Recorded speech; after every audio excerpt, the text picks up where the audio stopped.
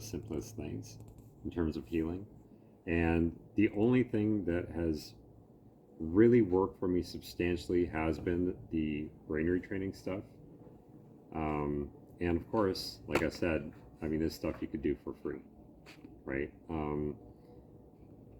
I, for me, the diet helps somewhat, and a lot of people I've spoken to in the carnivore space, the diet could take you to a certain level, but when you start doing the top up approach, right, working your way, starting with the top and using that, and you can really use that to harness healing for the rest of your body.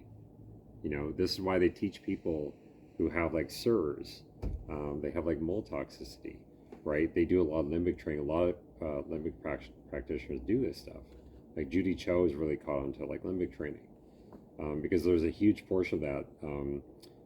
I actually watched a video recently with, and I brought this up with in the group a few times, but I just think it's a perfect example. So Annie Hopper was talking about, she was working with some researchers. She created dynamic neural retraining systems, which is sort of like the world-renowned Limbic training program going on right now. I think ours is better, but I'm a little bit biased.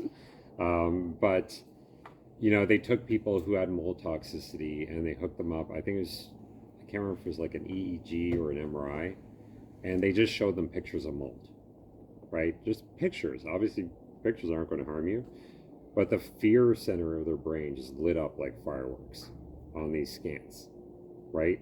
To me, that was a perfect definition of a limbic system injury, right? And when you've been living with trauma, or living with chronic illness for such a long time, you build these neural pathways that are designed towards fear, fight or flight. And brain retraining is about trying to lift yourself out of that, right?